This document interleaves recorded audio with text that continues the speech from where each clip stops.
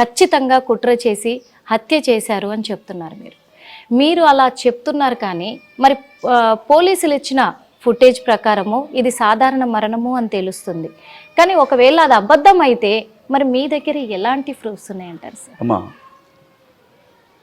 ప్రవీణ్ పగడాల గారి గురించి ముందు నేను మీతో కొన్ని విషయాలు చెప్తాను సార్. క్రైస్తవ సమాజంలో మేధావులు ఉన్నారు అంటే వారిలో ముందు వరుసలో నిలవబడి ఉండే వ్యక్తుల్లో ప్రవీణ్ పగడాల గారు ఒకరమ్మా. క్రైస్తవ సంఘానికి ఆయన ఒక గొంతు. ఆయన ఎలాంటి వాడు చెప్పడానికి మీకు ఒక చిన్న విషయం చెప్తాను. ఆయన అమెరికాలో ఉండాల్సిన మనిషి. ఆయనకి సాఫ్ట్వేర్ కంపెనీలు ఉన్నాయి, భార్య, 2 పిల్లలు. దేవుని విషయంలో చాలా నమ్మకంగా ఉండే వ్యక్తి. రక్షణ టీవీలో డిబేట్స్ జరుగుతూ ఉండే ఎప్పుడు కూడా. మీ ప్రశ్న మా జవాబు అనుకుంటా, అసలైన ప్రశ్న సిసలైన జవాబు అనుకుంటా. అన్ని జిల్లాల్లో కూడా, జిల్లా కేంద్రాల్లో ఇలాంటి మీటింగ్స్ ఏర్పాటు చేసి ఎవరికైనా ఏమైనా అనుమానాలు ఉన్నాయా, అనుమానాలు ఉంటే మాకు చెప్పండి, మేము సమాధానం ఇస్తాం అనుకుంటూ తిరిగినటువంటి వ్యక్తి. అలాంటి వ్యక్తి, ఆయనకి 2 పిల్లలని చెప్పాను మీకు. 16 సంవత్సరాల పాప, 4 సంవత్సరాల పాప. వాళ్ళ పెద్ద పాపని కొన్ని రోజులుగా ఎవరో చంపుతామని బెదిరిస్తున్నారు అని చెప్పి ఆయన సోషల్ మీడియా వేదికగా వాపోయినటువంటి సందర్భాలను చూసి, ఆ పాప అంటే ఆయనకి చాలా ఇష్టం అమ్మ. రెండో పాపకి 4 సంవత్సరాలే. మనిషిగా కూడా ఎలాంటి పర్సనాలిటీ అంటే అండి, ఎలాంటి వ్యక్తిత్వం అంటే 8 మందినో 12 మందినో అనాథలను పెంచుకున్నాడు ఆయన ఇంట్లో. పెంచుకొని చదివిస్తున్నాడు. వాళ్ళలో కొంతమందికి పెళ్లిళ్ళు అయ్యాయి. ఇప్పుడు 8 మందిని కట్టుకున్న భార్యని పిల్లల్ని చూడడమే పెద్ద విషయం. అలాంటి ఒక 10 మంది అనాథల్ని పెంచి పోషిస్తున్నటువంటి వ్యక్తి. దీనితో పాటు హైదరాబాద్ లో చిన్నారి రాజులు చిన్నారి రాణులు అనే ఆర్ఫన్ ఉంది ఒకటి, ఆర్ఫన్ హౌస్ ఉంది, అనాథాశ్రమం. ఆ 200 మందికి కావలసిన అన్ని సౌకర్యాలను ఏర్పాటు చేసినటువంటి మనిషి. బయటికి అమెరికాలో ఉండే ఇల్లు వాకిలి అన్ని అమ్మేసుకొని పరిచర్య కోసం ఇక్కడికి వచ్చాడు. సేవా పరిచర్యలోనికి రాకముందు అతను మంచిగా రౌడీజం చేసుకుంటూ తిరిగేవాడిని ఆయన సాక్ష్యం మేము విన్నాం. నేను మందు తాగేవాడిని, డ్రగ్స్ తీసుకునేవాడిని, గొడవల్లో ఉండేవాడిని అని చెప్పేవాడు. కానీ సేవలోనికి వచ్చిన తర్వాత ఆ వ్యక్తి ఎలా మాట్లాడాడంటే, తను ఏ డ్రగ్స్ అయితే తీసుకునేవాడో, ఏ మందు అయితే తీసుకునేవాడో, ఎలా తిరిగాడో, అలాంటి వాటి వల్ల జీవితం ఎలా పాడవుతుందో, దాన్ని బైబిల్ ఎందుకు యాక్సెప్ట్ చేయదో అనేక ప్రసంగాలు చేశారు ఆయన. మందు తాగొద్దు, డ్రగ్స్ తీసుకోవద్దు, ఒకనాటి నా జీవితం ఇది అనుకుంటూ చెప్పుకుంటూ ఆయన మాట్లాడారు. షుగర్ కొంచెం మనం ఎక్కువిస్తే, చక్కెర ఇస్తే అది తింటానికి కూడా ఇష్టపడ్డా ఆయన. వద్దండి, ఇది నాకు హెల్త్కి ఉపయోగపడదు అని చెప్తాడు ఆయన. అలాంటి వ్యక్తి ఇవాళ హైదరాబాద్లో బయలుదేరి రాజమండ్రి వరకు రాయల్ ఎన్ఫీల్డ్ బండి మీద వచ్చి అక్కడ ఆగి కొంచెం మందు కొనుక్కొని తాగి, అక్కడ ఆగి కొంచెం మందు కొనుక్కొని తాగి, రోడ్ల పక్కన కాసేపు పడుకొని లెగిసి చివరికి మత్తు మందులో చనిపోయాడు అని చెబుతున్నారు. దాన్ని మేము నమ్మాలి, దాన్ని మేము నమ్మాలి, దాన్ని ప్రజల్ని ఇప్పుడు అదే నమ్మమంటున్నారు. నేను మీతో చాలా విషయాలు చెప్తాను ఇవాళ. ప్రవీణ్ పగడాల గారు చనిపోయినటువంటి ప్లేస్ ఏదైతే ఉందో, ఆ పెట్రోల్ బంక్ ఎదురుగా రోడ్డు నుంచి ఒక 9 నుంచి 10 అడుగుల దూరమే ఉంటుంది. కొలిసి చూపించారు ఇంత అని. నేను ఒక 5 అడుగులు ఉంటుందేమో అనుకునేవాడిని. కానీ అక్కడ హర్ష కుమార్ గారు కొలిచి చూపించారు ఒక మనిషి చేయి పట్టుకొని. చనిపోయినటువంటి ఆ వ్యక్తి చనిపోయాడు అనే విషయం తెలియగానే మధ్యాహ్నం కల్లా మేము అక్కడికి చేరుకున్నాం. అప్పటికే డెడ్ బాడీని మార్చురికి తీసుకొని వచ్చేసారు. కానీ ఆ సంఘటనా స్థలాన్ని చూసినటువంటి చాలా మంది ఫొటోస్ బయట పెట్టారు. అక్కడ ఎలా ఉంది అని వాళ్ళు మాట్లాడారు. చూసిన ప్రత్యక్ష సాక్షులు ఏం చెప్పారు అంటే, ప్రవీణ్ పగడాల గారిది నార్మల్ గా జరిగిన యాక్సిడెంట్ వేరేదో కాదు, అది ఖచ్చితంగా హత్య అయి ఉంటుంది అని వాళ్ళు అనుమానాలు వ్యక్తం చేశారు. దానికి ప్రధానమైనటువంటి కారణాలు ఏంటో మీతో చెప్తాను. యాక్సిడెంట్ అయిందమ్మా. రోడ్డు మీద నుంచి బండి వచ్చి 10 అడుగుల దూరంలో పడ్డది. మనిషి ఒక వైపు పడతాడు, బండి ఒక వైపు పడుతుంది. ఎక్కడైనా అంతే, యాక్సిడెంట్ జరిగితే బండి మీద ఉన్న వ్యక్తి జారి పడిపోతాడు, బండి ఒక చోట పడుతుంది. కానీ బైక్ ఎలా ఉందంటే అమ్మాయిన, ఆయన పడుకొని ఒక దుప్పటి కప్పుకున్నట్లుగా తల మీద నుంచి కాళ్ళ వరకు అలా బండి ఎట్లా పెట్టుందమ్మా. అది ఎట్లా సాధ్యమవుతుంది? అసలు అనుమానాలు ఎందుకు వస్తున్నాయో చెబుతున్నాను. పోలీస్ డిపార్ట్మెంట్ కూడా చూశారు కదా అది. రెండో విషయం, హైదరాబాద్ నుంచి రాజమండ్రి వరకు జరిగిన ఈ జర్నీలో ఎక్కడ ఆయన హెల్మెట్ తీలా, ఎక్కడ ఎలాంటి సందర్భంలో కూడా, ఏ పరిస్థితిలో కూడా హెల్మెట్ తీలా. చనిపోయినప్పుడు కూడా హెల్మెట్ పెట్టే ఉంది దానికి. పెట్టే ఉంది. అలాగే ఉంది హెల్మెట్ ఆయనకి. అవును. అది జావా హెల్మెట్, ఫారిన్ కంపెనీకి సంబంధించింది. అది ఎంత స్ట్రాంగ్ ఉంటుందంటే దాన్ని పగలగొట్టడం ఎవడి వల్ల కాదు. ఒకవేళ దాని మీద నుంచి ఒక బస్సే పోయినా అది తప్పుకొని వెళ్ళిపోతే తప్ప అది పగలదు. అలాంటి హెల్మెట్ ఉన్నప్పుడు తలకి దెబ్బ తగిలే అవకాశమే లేదు.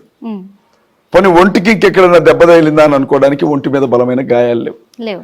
కేవలం నోటి మీద 2 పెదాలు చిరిగిపోయి 2 అటు ఇటు వేరైపోయి ఒళ్ళంతా తలకి అదే రక్తం హెల్మెట్ లోకి వెళ్ళిపోయినటువంటి పరిస్థితి. అంత చిన్న గాయానికి ఒక మనిషి చనిపోతాడా? ఇది మా రెండో ప్రశ్న. మూడవది ఏంటంటే ఆయన హైదరాబాద్ నుంచి కూడా ఆయన సీసీటీవీ ఫుటేజ్ ప్రతి చోట స్పెడ్స్ ఉంది ఆయన కళ్ళకి కానీ ఆయన షర్ట్కి కానీ స్పెడ్స్ పెట్టుకొని వచ్చారు ఆయన. ఎక్కడైతే ఈ యాక్సిడెంట్ జరిగిందని పెద్దలు చెప్తున్నారు, పోలీసులు చెప్తున్నారు, ఒకవేళ ఆ బండి నిజంగా ఆయన మీద పడితే ఆయన షర్టుకున్నటువంటి స్పెడ్స్ కావచ్చు, కళ్ళకున్న స్పెడ్స్ కావచ్చు, నైట్ పురుగులు పడితే అని కళ్ళకి పెట్టుకుంటారు. అది ముక్కలైపోయి పడిపోయి ఉండాలి, అంతే కదమ్మా. కానీ ఆ స్పెడ్స్ ని జాగ్రత్తగా అప్పుడే కొనుక్కొచ్చి పక్కన పెట్టినట్లు ఆయన పక్కన యాక్సిడెంట్ జరిగిన పక్కన పెట్టుంచారు. దానికి దుబ్బ లేదు, దుమ్ము లేదు. ఇంకొకటి ఏంటంటే మాస్క్. హైదరాబాద్ నుంచి రాజమండ్రి వరకు ఆయన వచ్చినటువంటి దారిలో ఎక్కడ మాస్క్ తీల. ఈవెన్ రామవరపాడులో 4 గంటల పాటు ఉన్నాడు అని చెప్పిన చోట మాస్క్ తీల, ఎక్కడ మాస్క్ తీల. ఆ మాస్క్ జాగ్రత్తగా అప్పుడే కొనుక్కొచ్చినట్లు మడతపెట్టి పక్కన పెట్టుంది. ఆ ఇన్సిడెంట్ జరిగిన ప్లేస్ లో ఒక కర్ర చెక్క ఇంత పొడవు ఉందమ్మా, అది దాని మీద రక్తపు మరకలు రోడ్డు మీద పడిపోయింది. ఆ కర్ర దాని ముక్కలేమో పక్కన పడున్నాయి. చూసిన వాళ్ళకి ఎలా ఉందంటే దానితో కొడితేనే ఈ మనిషి ఇక్కడ పడుండాలి లేదా పడ్డప్పుడైనా కొట్టుండాలి అన్న ఆలోచన కలిగించేలాగా ఉంది. మనిషి ఇంత జరిగితే అమ్మా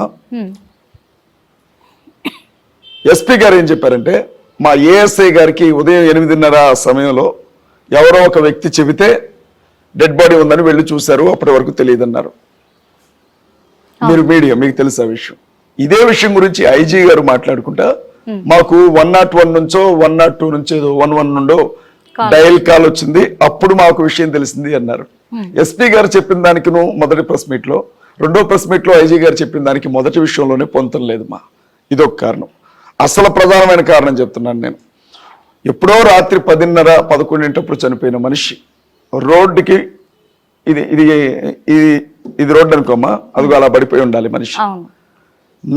నైట్ అంతా అక్కడ పడిపోయి ఉంటే సరే బండి ఇంజన్ ఎవరు ఆపారు అన్నది కూడా నేను అడిగాను. కొంతమంది అన్నారు అది వంగిపోగానే బండి ఆగిపోతుంది, దానికి అలా ఉంటుంది దాని సిస్టమ్ అని అన్నారు. మరి నాకు ఆ విషయం అయితే పెద్దగా తెలియదు, నాలెడ్జ్ లేదు నాకు. అంత పక్కన ఒక మనిషి పడిపోయి ఉంటే 11:30 నుంచి తెల్లవారే వరకు జనాలు ఎవరు అతను చూడలేదు. అంత పెద్ద బండి ఒక మనిషి పడిపోయి ఉంటే అనంటే అసలు ఇది ఎట్లా సాధ్యం అని చెప్పి నేను అడిగినామా. ఇంకొకటి ఏంటంటే రాత్రి 11:30, 12 మనిషి చనిపోతే ఆ నెక్స్ట్ డే ఈవినింగ్ వరకు కూడా ఆ క్రైమ్ సీన్ అసలు ప్రొటెక్ట్ చేయలేదు పోలీసులు. ఆ ప్లేస్ కు వెళ్ళారు, అని తీసుకొచ్చారు, కానీ అక్కడ సాక్ష్యాలు ఉంటాయి, ఆధారాలు ఉంటాయి. అది హత్యని చాలా మంది అంటున్నారు, యాక్సిడెంటో ఏదో మనకి తెలియదు. ఎవరైనా వచ్చేస్తే సహజంగా ఎవరిని రానిరు, ఈ ప్లేస్ కి మీరు ఎవరు రావద్దు, మీ పాదముద్రలు పడతాయి, ఇక్కడ మీ చేతికి సంబంధించిన ఫింగర్ ప్రింట్స్ పడతాయి, ఎవరు రావద్దు అంటారు. అరే తిరణాలకు వచ్చినట్టు వచ్చారు జనం, దాని చుట్టూ ఒక దారం కట్టింది లేదు, అక్కడ ముగ్గు పోసింది లేదు, ఇక్కడికి రావద్దని ఏదన్నా బార్కెట్లు అడ్డం పెట్టింది లేదు. 24 గంటలు సాక్ష్యాధారాలు మాయమవుతాయా కావా అని చెప్పి నేను అడుగుతా ఉన్నా. ఇదంతా ఒక కారణం. అక్కడ చూసిన తర్వాత క్రైస్తవులందరి మనసుల్లో నేను క్రైస్తవులకు చెప్పడం కాదు, క్రైస్తవులే మాకు చెప్తున్నారు, అన్నా ఇది ఎట్లా యాక్సిడెంట్, ఇది ఎట్లా, దీన్ని యాక్సిడెంట్ అని ఎట్లా నమ్మిస్తున్నారు. నేను వెళ్ళాను కదమ్మా 3 రోజులు ప్రవీణ్ పగడాల గారి మృతదేహం దగ్గరే ఉన్నాం. ఆయన్ని సమాధి చేసిన తర్వాతే నేను మళ్ళీ తిరిగి ఇంటికి వచ్చాను. రాజమండ్రిలో 2 రోజులు ఉన్నాను, హైదరాబాద్ లో 1 రోజు ఉన్నాను.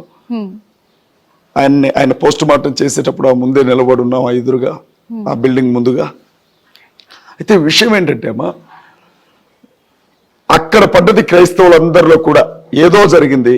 ఎందుకంటే ప్రవీణ్ పగడాల అన్న చనిపోవడానికి ముందమ్మా వాళ్ళ ఆ తల్లి పేరు స్వర్ణానో ఏదో ఉంది, చనిపోవడానికి ముందు ఇంకా ఆయన ప్రాణం పోకముందు మెసేజ్ పెట్టాడు ఆవిడికి, ఆవిడ ఏమని మెసేజ్ పెట్టాడు అని అంటే, నేను ఎక్కడున్నానో ఎవరికి చెప్పొద్దు, నేను చెప్పమని ఎవరికి రివీల్ చేయొద్దు, నా ప్రాణం పోయే అవకాశం ఉంటుంది అని మెసేజ్ పెట్టాడు. ఆ తల్లి చూపించింది రెడ్ టీవీ ఇంటర్వ్యూలో, నాకు కూడా పర్సనల్గా చూపించింది ఆ ఫోన్లో. ఓకే. ఆయనకున్నటువంటి థ్రెటనింగ్, ఒకటి బిడ్డను చంపుతానంటే కావచ్చు, ఈయన చంపుతానంటే కావచ్చు. అంటే అదే రోజు కొద్ది సమయం ముందు కొద్ది సమయం ముందు ఆ మెసేజ్లు, అంటే ఆయన జర్నీకి బయలుదేరడానికి ముందు నేను ఎక్కడున్నానో ఆయన, ఆవిడ పిఏ కదా, మీరు చెప్పొద్దు, నేను చెప్పమంటే తప్ప రివీల్ చేయొద్దు అని చెప్పాడు. నేను అడిగాను, ఒక పెద్ద మనిషి హైదరాబాద్ నుంచి రాజమండ్రి వరకు బైక్ మీద రావడం ఏంటి, ఆయనకి ఎన్ని కార్లు ఉన్నాయి, ఎంత పెద్ద మనిషి అని నేను అడిగాను. అడిగితే ఆ సిస్టర్ నాతో చెప్పిన మాట ఏముందంటే, ఆయనకి థ్రెట్టింగ్ ఉందన్న విషయం అందరికి చెప్పాడు, ఫేస్బుక్ లో చెప్పాడమ్మా, మెసేజ్ లో పెట్టాడు, నన్ను చంపకండి దయచేసి వదిలేయండి అని బ్రతిమలాడాడు. ఒకవేళ నా కారు నంబర్లు అందరికీ తెలుసు, నా కారు తెలుసు, వ్యక్తిగతంగా కూడా ఆయనకి శత్రువులు ఉన్నట్లున్నారు ఆయనకి సంబంధించినటువంటి వ్యక్తుల్లో. నేను బయటకు వెళ్తే పసిగడతారు అని చెప్పి, ఎవరికి అనుమానం రాకూడదు, సేఫ్ గా వెళ్ళి సేఫ్ గా రావాలని చెప్పి బుల్లెట్ వేసుకొని, హెల్మెట్ పెట్టుకొని, మాస్క్ వేసుకొని, ఎవరికి అనుమానం రాకుండా బయలుదేరి వచ్చాడన్నా అని చెప్పింది ఆ తల్లి. అంత సేఫ్టీగా జాగ్రత్తలు చూసుకున్నవాడు. ఇంట్లో 2 చిన్నపిల్లలు ఉంటే, భార్య ఉంటే, కోదాళ్ళలో వైన్ షాప్కి వెళ్ళి ఒక వైన్ బాటిల్ కొనుక్కొని, ఏలూరులో వైన్ షాప్కి వెళ్ళి ఒక లెక్కర్ బాటిల్ కొనుక్కొని తాగి రోడ్డు పక్కన పాపం పడుకొని కాసేపు పొర్లి వెళ్ళాడమ్మా. మీ స్థాయికి మీరు చేస్తారా ఈ పని? మీరు ఆ స్థాయిలో ఉంటే వాస్తవమే సార్, ఎందుకంటే మీ అనుమానాలు మీకున్నాయి. అనుమానాలు ఇంకా నేను చెప్తాను, ఇంకా నేను చెప్తాను, మేము అనుమానించడం అనుకున్నటువంటి కారణాలన్నీ చెప్తాను నేను. Okay sir. పోలీస్ డిపార్ట్మెంట్ దర్యాప్తు వేగవంతం చేసింది. హిట్ టీవీ యాప్, ఇందులో short news, live news, entertainment shows, movies, digital magazines తో పాటు మీ జిల్లా వార్తలను కూడా ఫ్రీగా చూడొచ్చు. అంతేకాదు, కేజీ నుంచి పీజీ వరకు విద్యార్థులకు స్కాలర్షిప్ కూడా అందిస్తున్నాం. ప్రతి వారం 10 మందికి లక్కీ డ్రా ద్వారా ఒక్కొక్కరికి 10,000 రూపాయలు అందిస్తున్నాం. ఇంకెందుకు ఆలస్యం, వెంటనే హిట్ టీవీ యాప్ ని డౌన్లోడ్ చేసుకుని ఫ్రీగా ఎంటర్టైన్మెంట్ పొందండి. Hit TV app. Hit TV app. Please download hit TV app. Hit TV app ని ఫ్రీగా డౌన్లోడ్ చేసుకుని ఎంజాయ్ చేయండి. మీకు నచ్చిన ఎంటర్టైన్మెంట్ కోసం హిట్ టీవీ యాప్ ని ఫ్రీగా డౌన్లోడ్ చేసుకుని ఎంజాయ్ చేయండి. హిట్ టీవీ యాప్ ని డౌన్లోడ్ చేసుకుని ఆస్వాదించండి, ఆశీర్వదించండి. ఇంతమంది సెలబ్రిటీలు హిట్ టీవీ యాప్ ని డౌన్లోడ్ చేసుకోండి అని చెప్తున్నారంటే ఎంత మంచి యాప్ ఆలోచించండి. అమెరికా అమెరికా అమెరికా అమెరికాలో చదవాలనుకునే వాళ్ళకి విశ్వసనీయమైన పేరు మన శౌర్య కన్సల్టెన్సీ. UK లో 1 year masters, UK లో 1 year masters, 2 years work permit up to 5 years visa. Contact Saurya Consultancy. Contact 89851 89851.